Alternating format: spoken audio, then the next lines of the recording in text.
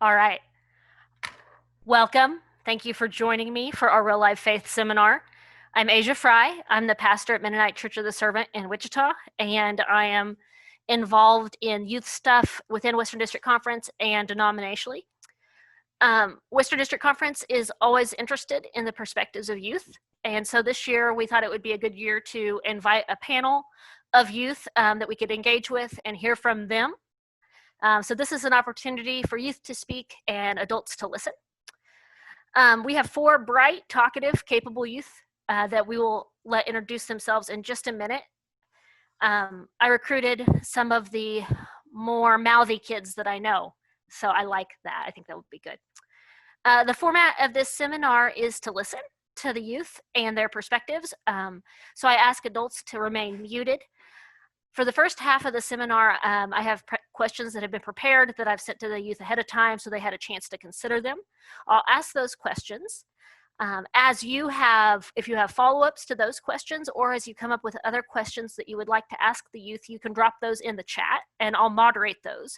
So for the second half of the seminar, we will ask questions posed by those of you who are in attendance, and I'll just moderate that like a town hall.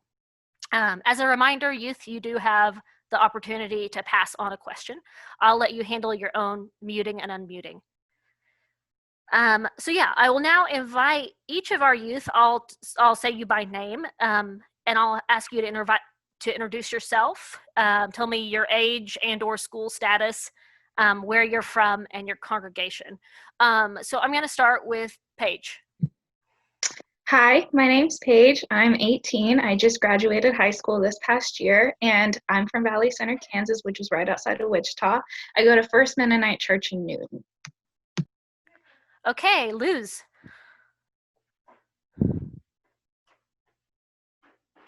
Okay, my name's Luz Ordonis, and I'm going to be a senior this year at Northeast Magnet, which is in Bel Air, but I live in Wichita.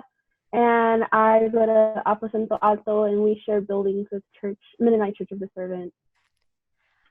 Rohan. Hi, my name is Rohan Springer. I am 16. I'm going to be a senior at Plano East Senior High School. I live in Plano, Texas, which is a suburb to Dallas, and I attend Peace Mennonite Church in Dallas. And Peter. My name is Peter Buller. I'm from Inman, Kansas, go to Inman High School. I am 17, about to be a senior, and I go to Bueller Mennonite Church. Thanks, y'all. The first question that I posed you is simply, tell me in one sentence what it means to follow Jesus, and I'll let you jump in as you want to share.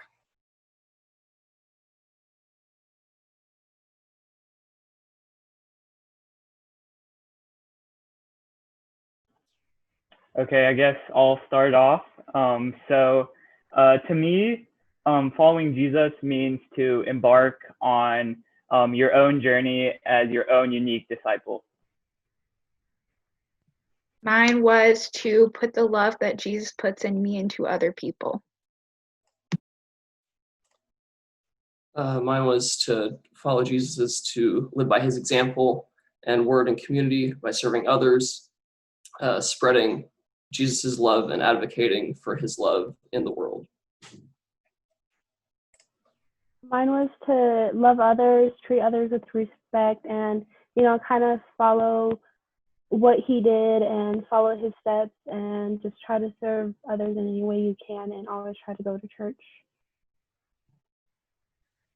Okay, those are really great answers. You all get like 100 Jesus points to start this seminar. I'm interested in what faith looks like in each of your individual communities, what that means either at your high school or in your town. And that can mean things like, are most people Christian? Is everybody there Mennonite? Are there lots of varying faiths? Do people not care at all? Rohan, let's start with you. Plano's a big school. Let's hear about that. Yeah, so at my high school, there's about 3,000 students in attendance, and it's only an 11th and 12th grade high school. So you can imagine we have 3 other 11th and 12th grade high schools numerous other 9th and 10th grade high schools, and then middle schools, which is 6th through 8th, and elementary schools. So for me, what faith looks like in my community, I would say we're a pretty diverse school. There's a lot of different religions involved, different ethnicities, different races. So I would say we're pretty diverse, as well as with me being a Mennonite, I would say I'm the only Mennonite out of the 3,000 kids at my school, as far as I know. And the other denominations and sects include, there are a lot of Baptists, Methodists, and so there's not a lot of Mennonites. So I've sort of had to find my way in my congregation and with my church. So that's all I have. How do you know people around you's faith? Do they talk about it? Do people have youth group T-shirts? Like, how do you know? A lot of us talk about it, and we're pretty open about talking about a religion, especially my close friends. And I also have a podcast that I do because we had to do like a project for the program I'm in, which is the IB program, the International Baccalaureate program, which is just a little more advanced program. So there's a lot of different ethnicities and races there, and I like to interview them and sort of talk about their culture and their faith with them. So it's really interesting to hear other people's different perspectives based on their religion, and learning from it when comparing the similarities and differences between the faiths. Peter, I bet you have a contrasting story to that. Yeah, I do. I go to a school that we have about 120, 130 students, depending on the year, a very small school. And Inman, is, like many other central Kansas towns, was founded by Mennonite immigrants from Europe. So we have a large religious base, especially in the Mennonite church. A majority of the students, I would say, at my school would identify as Christians. We're a very conservative rural community, so a background in faith is kind of part of the norm of our culture, I would say. But only, I would say, about 40 to 50% of those people who would identify as Christians semi-regularly or regularly go to church or attend a youth group or something like that. So it's more part of the culture in some instances than actually part of the how people work in their daily lives. And we have 4 churches in Inman. We're, a town of about 1,500. And 2 of the largest churches in Inman are Mennonite Brethren and a Mennonite church. And I would say about half of the people who would identify as Christians go to one of those churches or a Mennonite church in the area. Paige, I bet you're someplace in between those. What do you have for us? Yeah, so I'm kind of in between. I grew up in a pretty Mennonite household. I mean, I am Asia's niece. So Hey, does she look just like me? Huh? I went to church in Newton instead of Wichita because in Valley Center, we're a very diverse community, but faith is rarely ever talked about, just considering the diversity of such. Like, denominations aren't really a thing. It's mostly Methodist within Wichita, and other than that, people identify with different faiths, things like that. We have a very big Muslim community within Wichita, so it's not really something that's talked about. So whenever I go to church in Newton, it's more of a different reality because Newton's a big place for the for the Mennonite faith. And so whenever I travel outside of Wichita and go back to Valley Center, it's different than when I go from Newton to Valley Center. So whenever I go to Newton, it's more of a different experience because that's where Mennonite is more of an accepted faith. Most people in Wichita don't even know what it means to be Mennonite. That's a good segue. Luz, you're in Wichita, so talk about that. But I would also appreciate if you could talk specifically about this from a Hispanic Latino perspective. Oh, okay. Well, Wichita obviously is pretty big, so you see a little bit of everything. It's pretty diverse, and from my Hispanic perspective, like my community and the people I'm always around are mostly Catholic. Most of my friends are, I wouldn't say mostly, I would say all of them for sure are Catholics. My family. So even my school is pretty diverse in the way that, a lot of people from different parts of Wichita, from the north, the south, the west, the east, they all go to this one school. So it's also pretty small. So I see a lot of diversity in like a lot of different types of religion. So I kind of learn about, a new religion each day, which is kind of interesting and new for me. But I would say, yeah, in my community, what I mostly see is just Catholic. And when I tell people, hey, I'm Mennonite, like I remember at school one time I told my group of friends I was a Mennonite, and they were like, what even is a Mennonite? Like, what is that? Like, they didn't know what a Mennonite was. And I remember when my mom told her friends that we converted to Mennonites, they were also confused. Like, people really don't know much about the Mennonite faith. And I feel like every time I try and explain to them what it is and what it means, it's always hard because I never find the right word or the right way to do it. And it's just like I want to educate them, but I never really know how to educate them or in what way, especially, the Catholics, like people who are Catholic, like it's hard for me to explain to them because they have different beliefs, different understandings. That's my mom, sorry. But yeah, so from my Hispanic perspective, I just feel like I'm misunderstood by everyone. Like, even my mom feels the same way. Like, we're all misunderstood because we're like, no, we're Mennonite. And they're like, well, aren't you supposed to dress this way? Aren't you supposed to, like, act this way? Aren't you boring? Like, they just have a different perspective. And it's like, no, like, we're just like you. Like, we believe in the same God. We believe in the same things. Like, we have the same beliefs. Like, it's just different. So it's not that I hate explaining. It's just I don't know how to explain it in the best way. Yeah. Good. We have a lot of different size schools and communities here, but I'm hearing a lot of common things with you all. One of the questions I sent ahead of time is what about church or faith do you find really encouraging? And on the other hand, when have you been disappointed or hurt? So I want to let you speak to that as you would like. So just volunteer.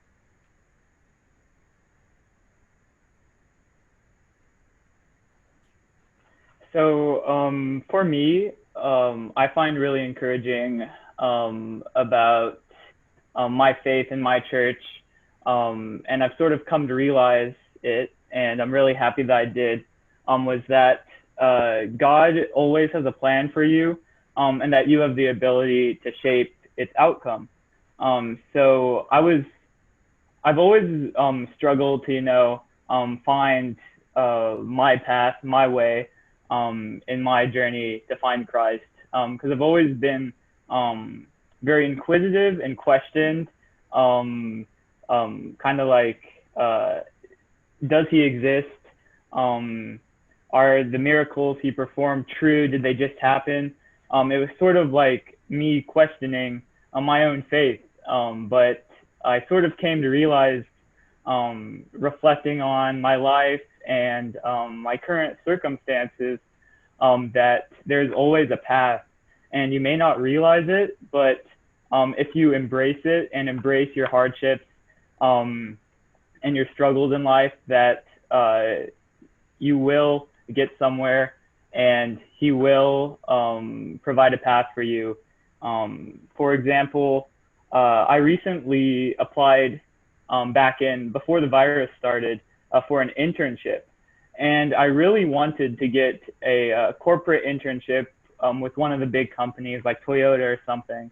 And I was upset that I didn't. And I got one with a food pantry. And even though I was excited, I kind of wanted to have that corporate experience and, work at a desk, wear a shirt and tie to work every day.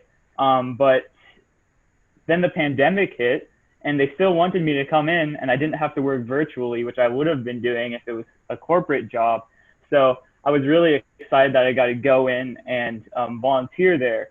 And there were about 4 times the amount of families that went hungry because of the pandemic, because a lot of them didn't have a job. So everything sort of lined up. And it was his plan that helped me make a difference during these hard times. And I'm starting to realize all of this and my purpose in life. So that's what I really find encouraging, that keeps me going, that even though during the hard times, I can embrace what I do and what I enjoy to make a difference.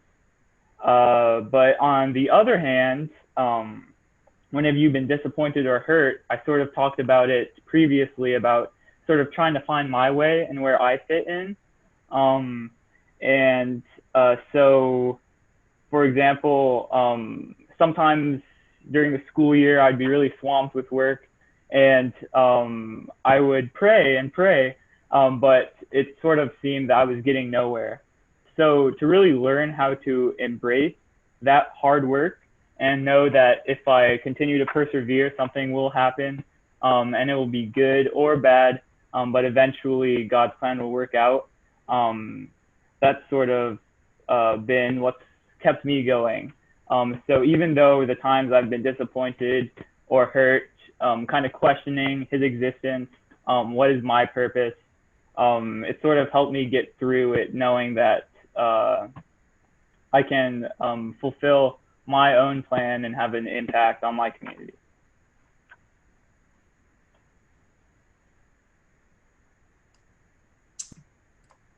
For me, I've grown up really heavily inside the Mennonite church. My dad's a pastor. And so I've gotten to experience a lot of different communities, faith communities, whether it be through the different churches that he's been at, or through places like Camp Minnesota, which is my church camp. The thing that I've learned to love the most about the church is the actual community that we get to experience.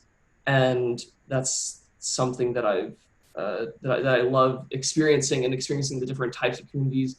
Even in a smaller denomination that we have, like the Mennonite Church, there are still so many different facets of beliefs and ideologies inside of that. And even in the churches that I've been at for a couple months, or my dad's been at, there has been a wide range of ideologies and the way that services are conducted and the way that people conduct themselves. And it's always really interesting to me to note those differences and to experience them and know that God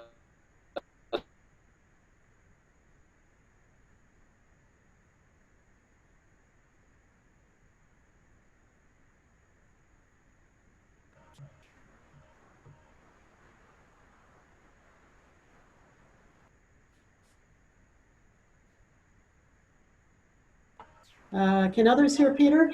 I cannot. Okay, we've lost you, Peter.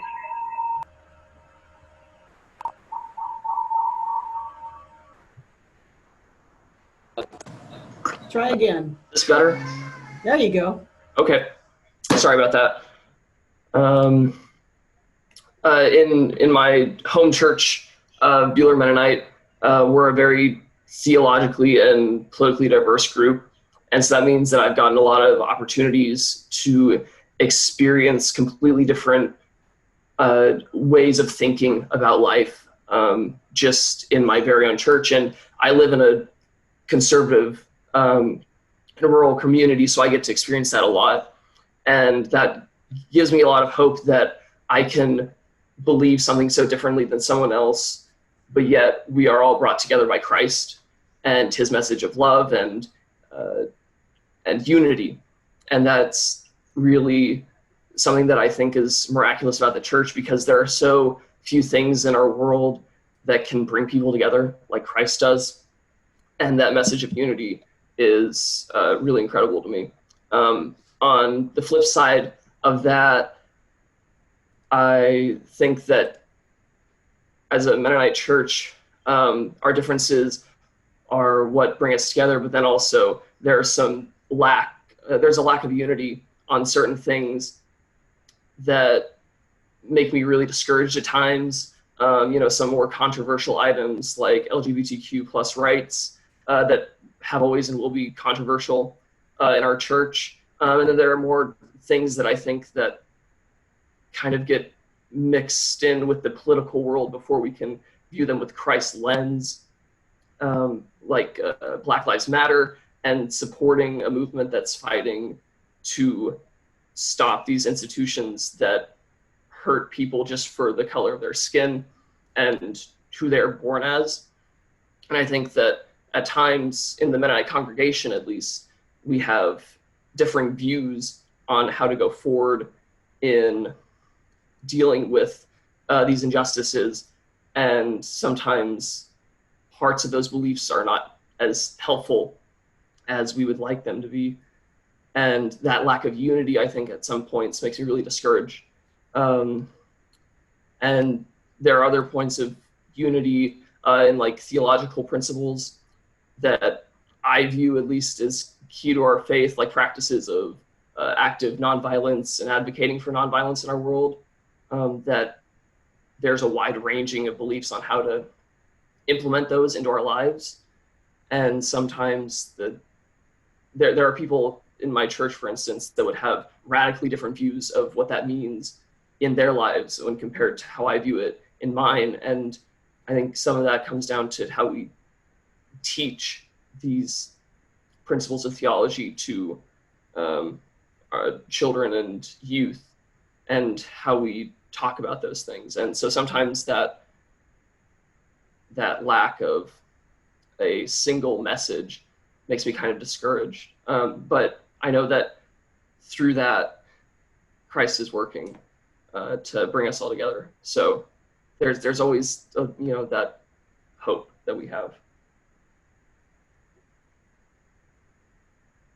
So Peter kind of already touched on some of the things that I wanted to talk about, but something I find very encouraging about the Mennonite community right now is something I like to call the young Mennonite faith, which is kind of the younger demographic that's within the church. So although it's a lot smaller than it has been in the past because less people are attending church, I do feel like the people who are attending are people who genuinely care about the Mennonite community and the faith, and are really involved and really engaging and very accepting. And it's becoming a lot more diverse than it was in years past as far as political beliefs, religions, different sexual identities, different races, things like that.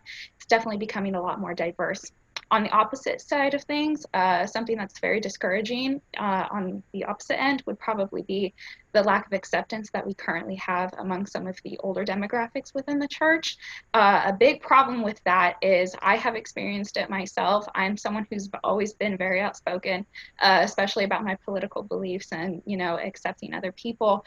And that has also turned into an amount of self-confidence that I've had in myself.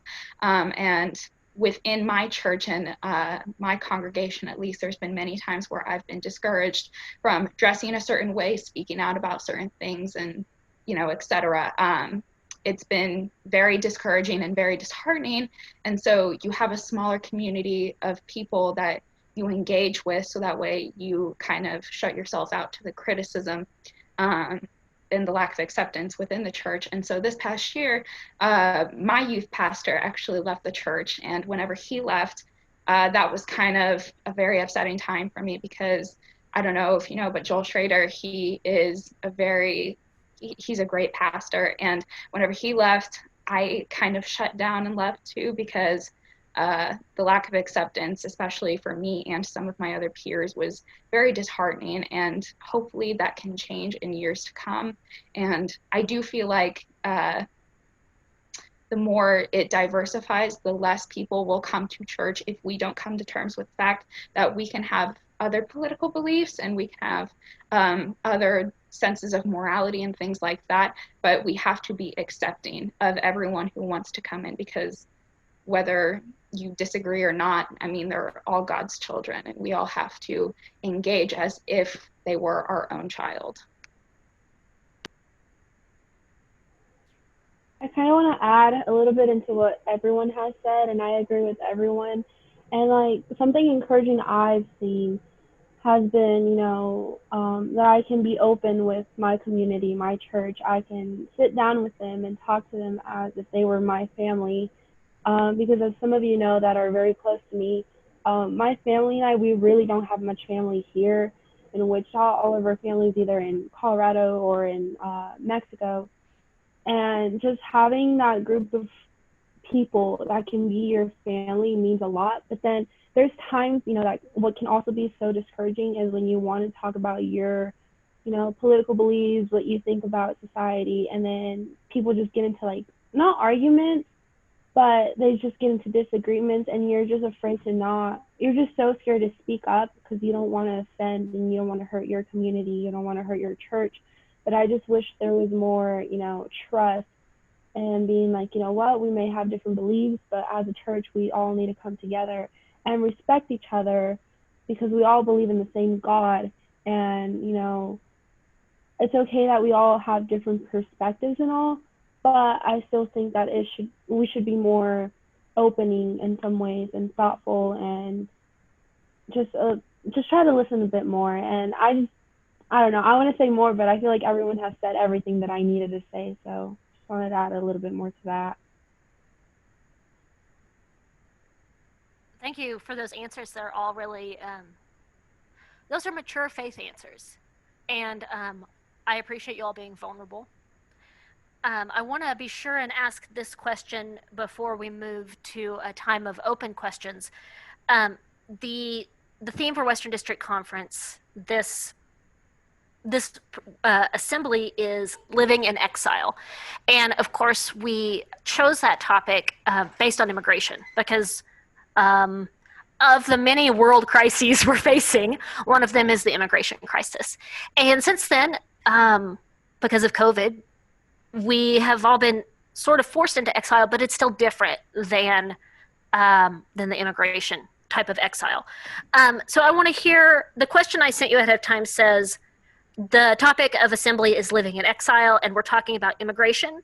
For you, in what ways do faith and immigration intersect? So I'd like to hear from you where faith and immigration intersect, and or what you think the church ought to be doing. And Luz, if you want to take this first because you went last time, you can, or if you want to be quiet, you can. Those are your options. I'm okay with going first. Oh my God, I don't know. I just wish, I'm scared of what I want to say because I'm always like really afraid to say like certain things. And I just wish sometimes the church would be more open into, problems that people with immigration are facing and stuff like that. And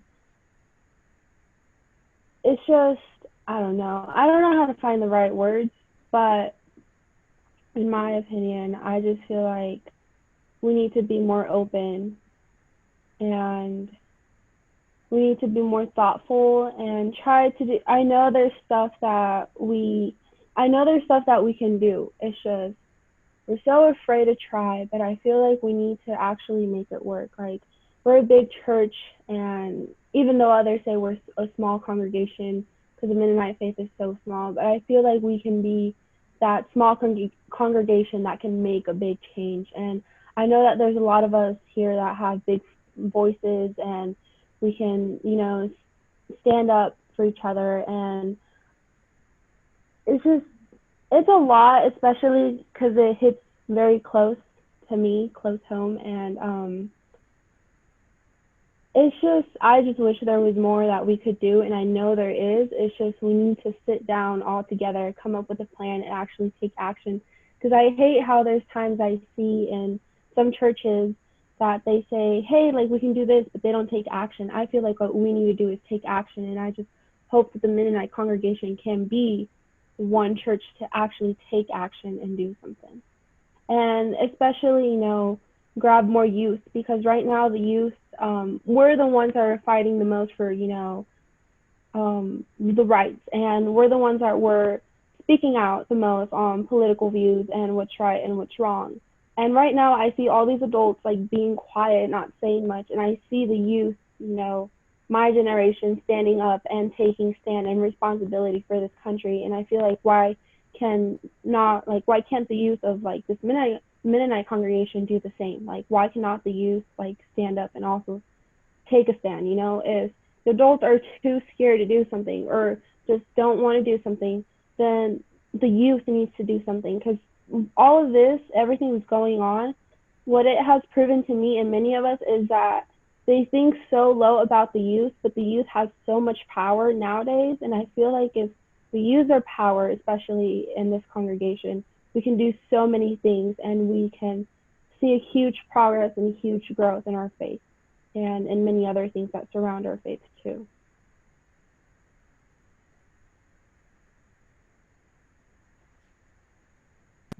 Yeah, I definitely agree with that. Especially in the time of this pandemic, social media is a big thing that people are using to promote their views politically about immigration, about racial justice, and it's really powerful because I mean a lot of advocates on social media, that's how they're communicating these days, because you may not be able to go to events right now because of risk of getting the virus. So social media is a huge thing that's promoting racial equality and various other conflicts. And I believe that's why young people are so involved, because social media is their community where they can express their beliefs anonymously, or themselves.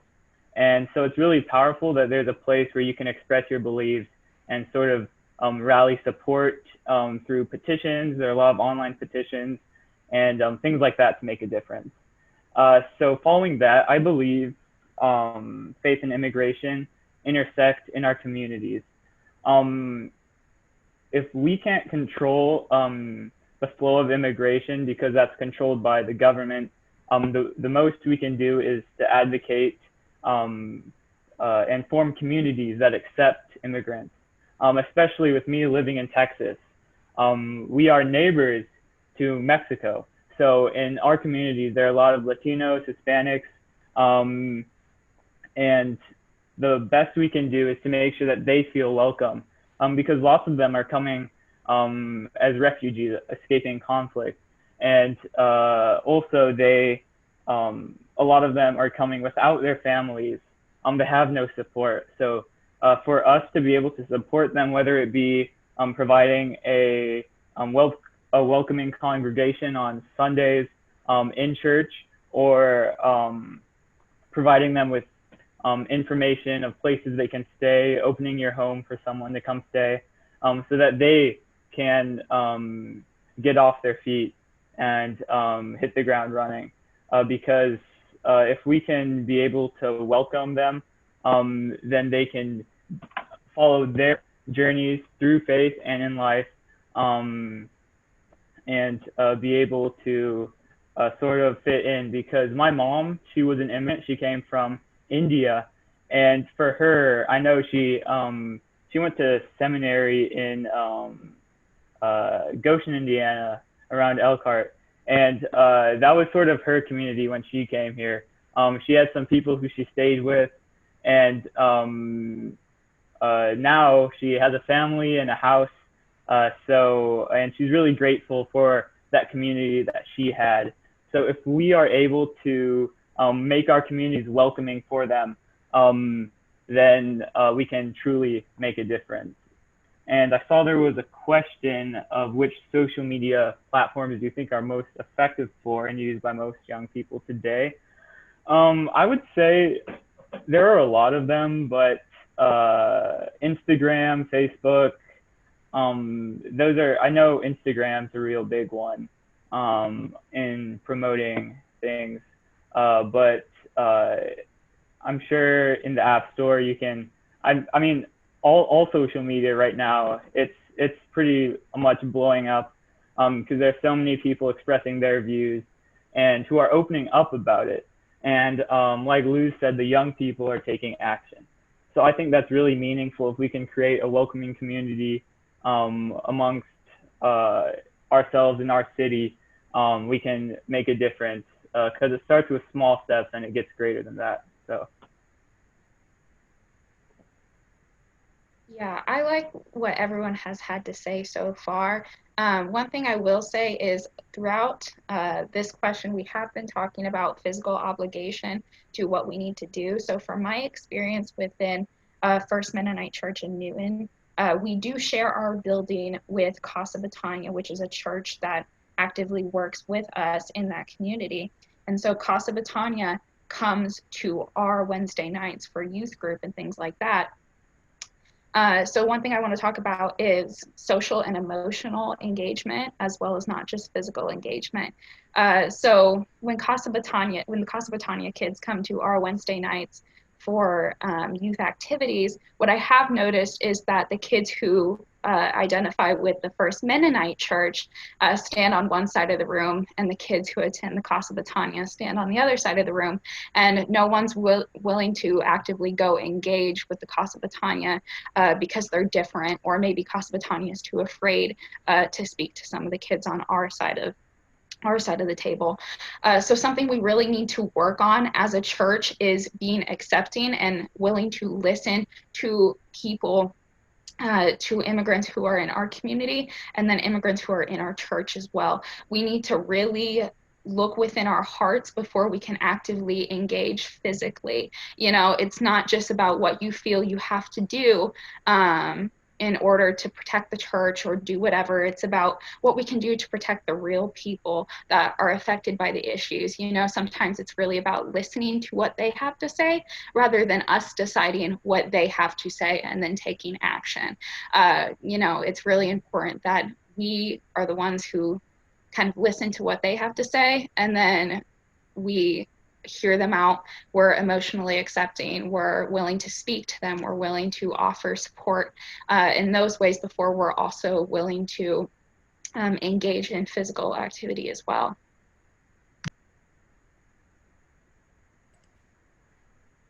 I would say that for me, one of the ways that immigration and faith intersect is that the Mennonite Church, the foundation of the Mennonite Church, was founded on immigrants and refugees. And I think that acknowledging that, and then also acknowledging on top of that, that we are a church founded by immigrants and refugees, that we were immigrants and refugees who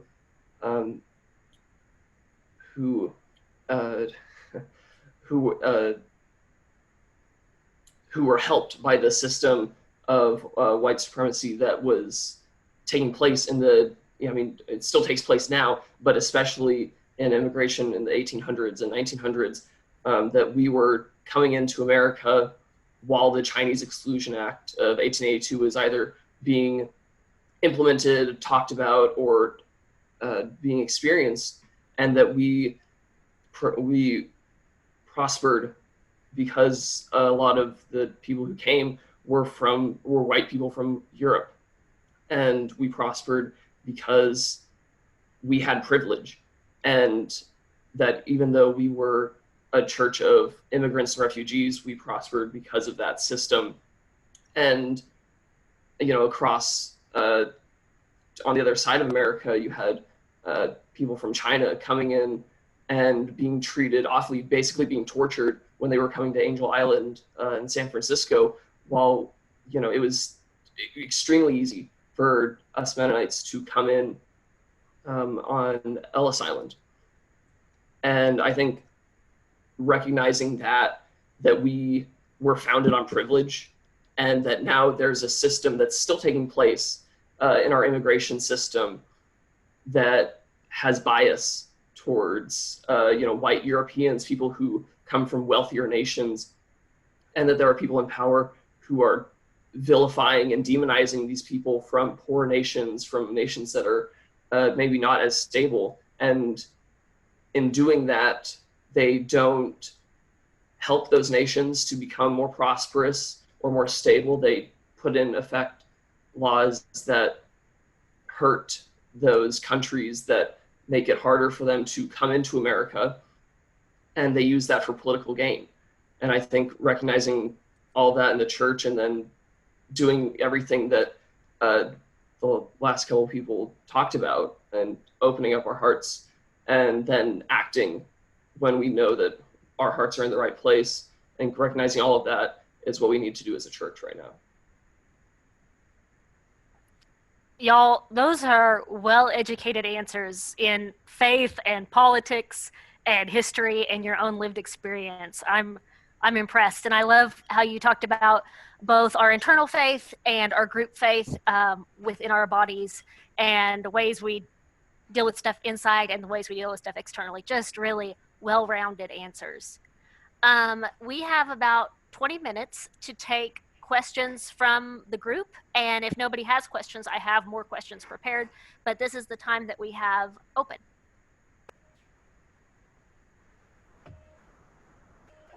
Can I just do a PSA?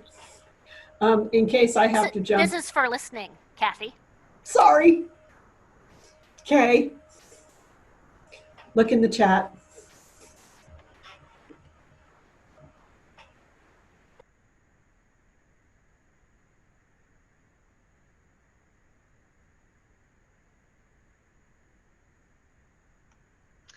I have a question. So I am a youth leader, and I thank all of you. I echo, just really impressed with your thoughtfulness. It is something that I believe about young people. I think your wisdom far exceeds my own. How can I engage the youth group at my church in this kind of discussion? I think it's got to start relationship, but I can't imagine just, hey, let's have this and let me throw these questions out. Or is it that simple? Do you have any suggestions for engaging and provoking the kind of thought all of you have put in for us today with the youth of my congregation? I would like to add something real quick. I think something you could do is obviously try to become a friend, because teens always like to talk to people and be open and share their beliefs and have deep conversations with those who they can truly trust. So start like a trust or something, and just make them feel like, hey, like if you have, if there's something in the world that's going on, with like politics or like what's going on right now, that's bothering you, like let me know. Like I want to hear your opinions. We can talk this out. It's always good to vent and have someone to talk to. Like even if it's an adult, like don't feel like we're here to mistreat you, misunderstand. Like we're not here to like judge you or anything. We're just here to try to learn more about how we can get you more involved, get you to open up, get your voices heard. Because at the end of the day, just make them feel like, hey, here's your future. You're going to be the next, doctor or something. Like you're going to be the leader of this country. So I feel like it's really, really important right now with everything going on in this world for adults to build that trust and that bond with teenagers, and just make them feel like, hey, like I can be your best friend. I can be your pal. Like we can have the best time. Just talk to me. It doesn't matter if we take hours and talk for hours about, politics, certain rights. Like just talk to me. Just feel like they can be open to you and make sure they can trust you no matter what. Yeah, something that I really like that our church does to bring up these conversations. We've had these conversations a lot in the past couple of years, especially with acceptance. One way that we had brought about this is once a month on Wednesday nights during our youth group, we had what's called the self-check, which is where we all had a conversation together about the church, about the Mennonite faith in total, and just kind of talking about the overview of how everyone feels. And if they didn't feel like engaging, they didn't have to. And other times we've also had people write it down on pieces of paper, and then our youth pastor would review it and then go over some of the answers. Because what you'll notice is kids are willing to talk a lot more about what's going on or how they feel if they're not going to be judged for it.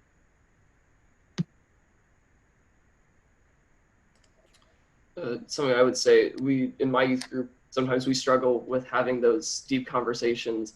And I think whenever we do end up having those conversations, it's based off of what's happening right there and what's on the minds of the kids, so there's always a jumping off point that you can go from.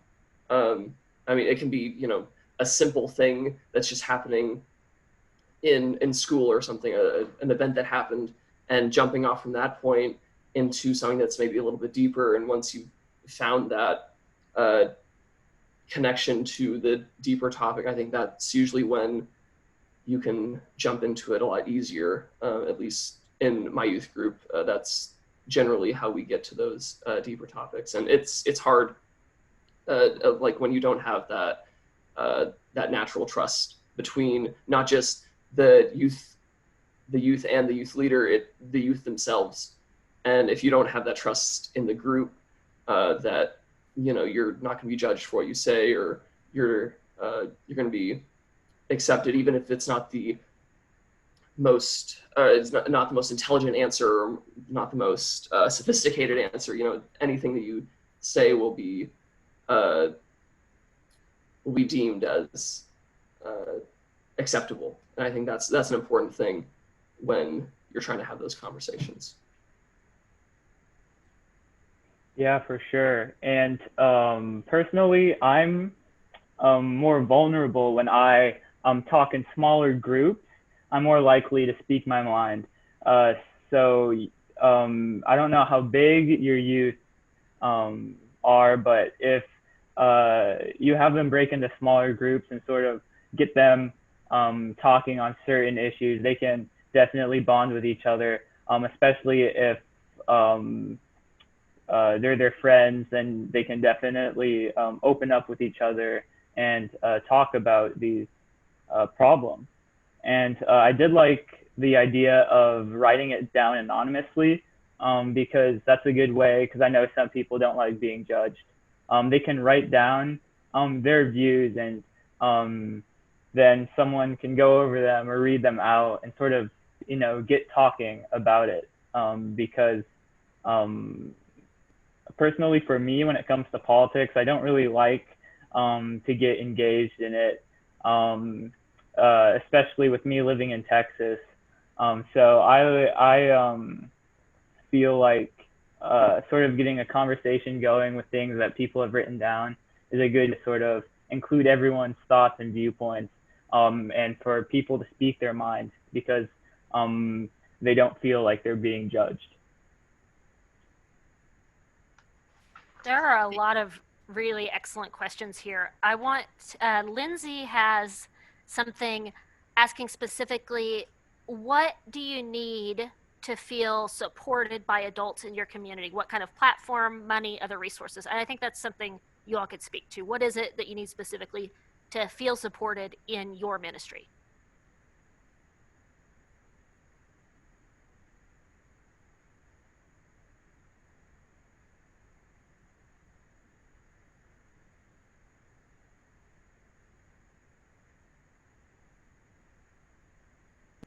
I feel like one thing that we really need to be supported on is kind of like having a friend. I really looked at my youth pastor as someone I could talk to, and all of like our assistant pastors within our youth group.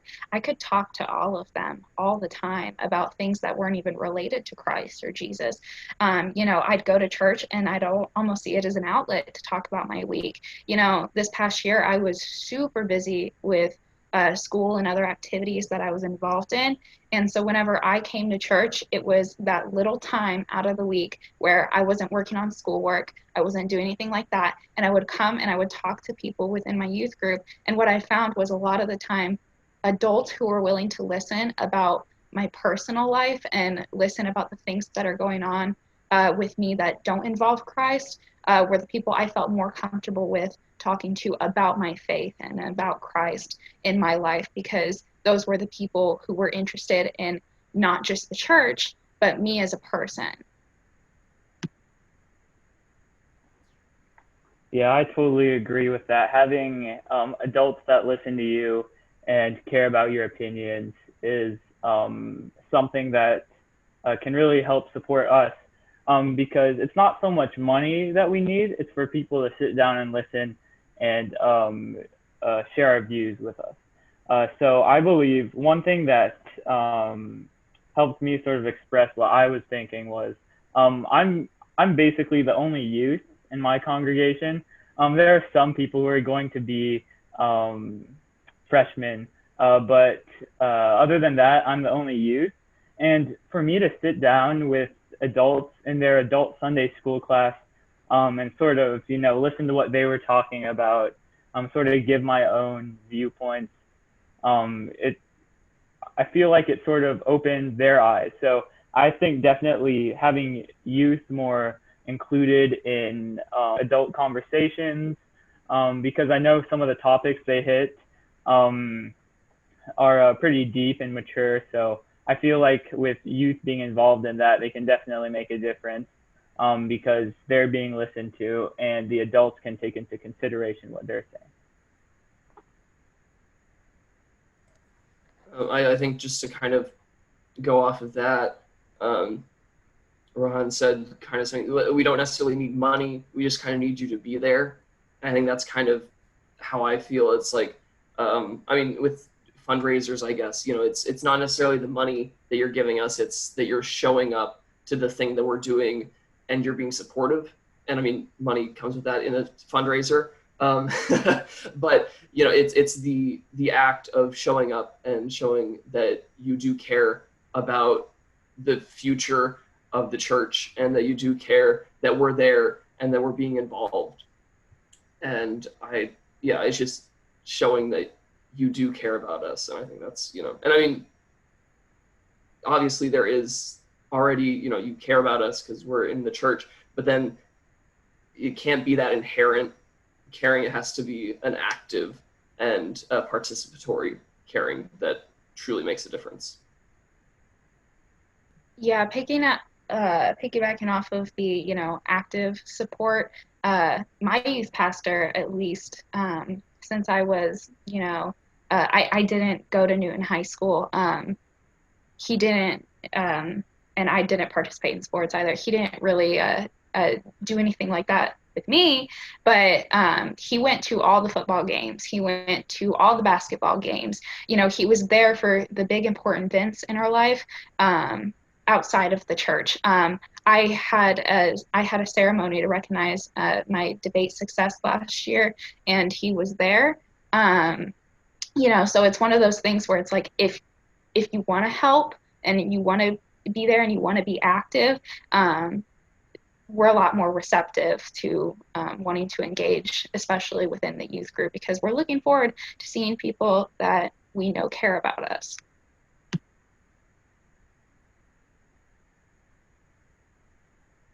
Luz, I can't read this most recent comment or question. Can you tell me what it says?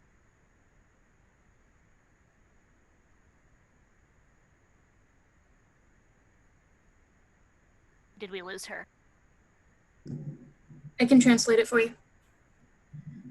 It says, "Youth, we are very grateful for you to share your dreams of work, what marvelous and what marvelous your intense love is for Jesus and your strong faith, your love for unity, and in your church. Thank you." It looks like we lost Luz on the call, but she is the official or unofficial translator for Epicento Alto for their worship services, so I'm proud of her. We have just a few minutes left for a final question. Somebody asked about worship, and I think that would be that's something we haven't talked about yet. What do you all find life-giving in worship, and what more would you like to see?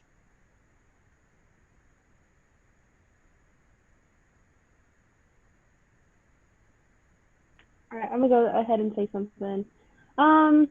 Something I would like to see more in worship, I feel like in my church at least, I would like to see more of the youth and more of the little kids, because we have so many little kids, to participate more at church, to, have a stand, to have a voice. And I've been to Lorraine a couple times, and I like how Lorraine does this thing where they have like a little story time for the kids. And I really love that because it's making not only are they taking the kids part of like their worship and their service, but they're also like setting the kids this kind of like idea in their mind that, hey, like they value us, they think about us here, like we're respected here, like they care about us because they're doing this nice thing for us where they're giving us a little story time.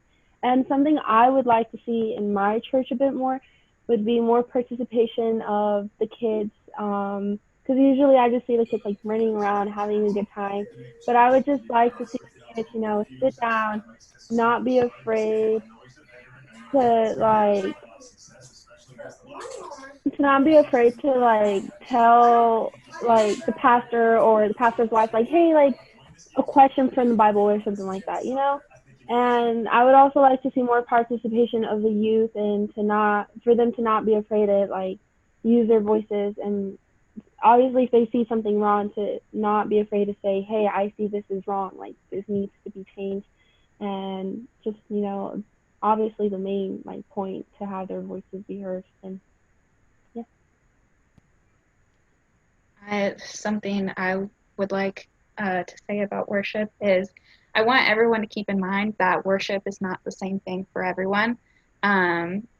Something that's been really difficult for me is I am not a music person. So whenever it comes to singing, like, that's just really not my thing. But there's some people in my youth group who can sing 12 more songs after our usual amount. It really just depends on who you are. And what I found to be my biggest form of worship is when our youth group actively participates in communities, when we go out and we help others, and we go to homeless shelters, we do whatever.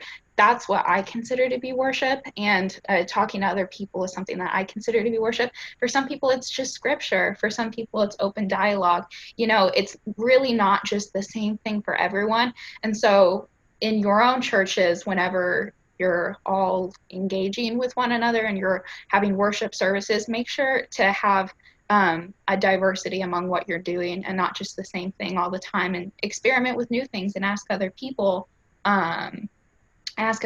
what they like to do, because it's not the same for everyone.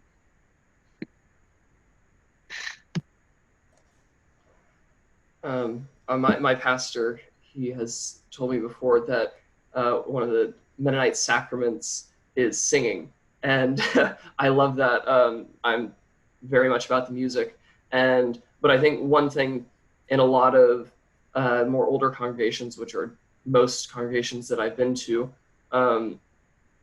sometimes the music can become stale. It can become gridlocked into the same thing over and over again, which for me is all right because I love what the Mennonite church, what we have, but that does create, for a lot of people, that kind of unwillingness to go and do the same thing over and over again. I think kind of what Paige said is trying new things and doing different things. And one of the things for me is having more spaces to be vulnerable in worship. And that's something that is really hard, I think, for a lot of people to be emotionally vulnerable in this room of 50 to 150 people at a time, where you could be being watched by someone else, or being judged possibly by someone else for being emotionally vulnerable. But I think having those spaces and building up that trust in worship to where you can have those spaces is really important and really life-giving to a worship service. Rohan, you want the last word?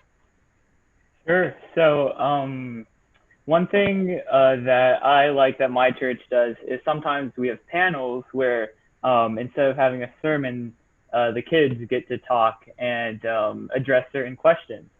And so I think that's a really good way to involve the church.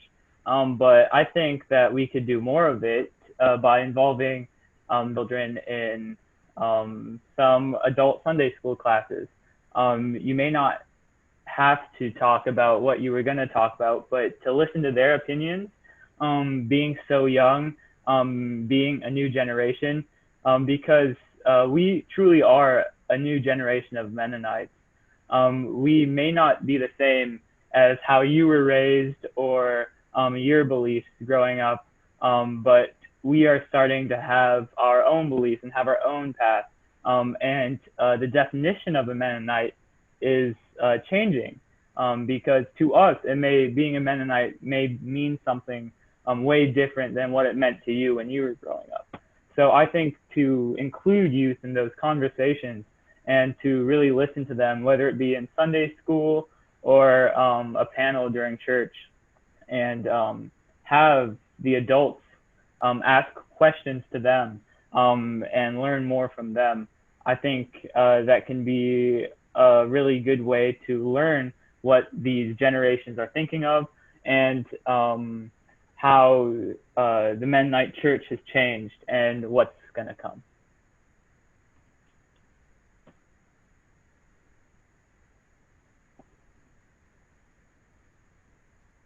Youth, I am unsurprised that you were fabulous, but you were fabulous, and thank you for coming. Thank you for sharing.